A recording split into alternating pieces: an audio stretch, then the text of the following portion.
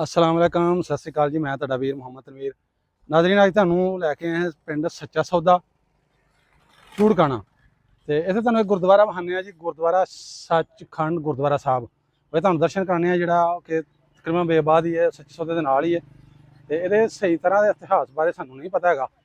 ते बहरहाल तुहानूं दर्शन करने जिन्हां ने वेख्या होया उन्हां नूं पता होना है कि गुरुद्वारा साहब किहड़ा है। लेकिन तुहानूं दोबारा दर्शन करने जिन्हां ने नहीं वेख्या या जिन्हां वेख्या दस्सिआ ये गुरुद्वारा साहब का नाम है जी सचखंड गुरुद्वारा साहब। लागे चल के तुहानूं जिहड़ा विखाने आ जी। दरख्तां दे विच ਇਹ गुरुद्वारा साहब लागों ट्रेन की जी पटरी लंघदी 47 तो पहले वाली वो सामने है गुरुद्वारा साहब वड्डा जिहा गुरुद्वारा सच्चे सौदे वाला। ते इधर पर नाल ही नहरां ने वो भट्ठा जिथे नज़र आ रहा परले पासे है चूड़काना फरूखाबाद। लो जी, यह गुरुद्वारा साहब गुरुद्वारा सचखंड ਇਹਦਾ नाम।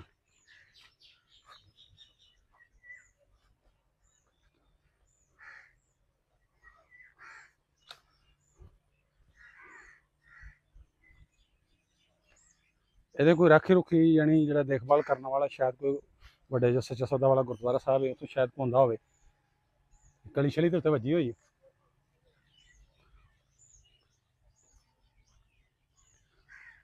तुहानूं अंदरों दिखाना हुण। ऐ कोई छत गुरुद्वारा साहब इधर भी दरा है, इधरले पासे दरा, इधर भी दरा तो इधर भी दरा, चारों साइडा दरे ते आ कोई दीवा इत्थे दीवा शिवा बालदे है। उत्ते पोस्टर लगा होया जै नमाज़ां पईयां होईयां।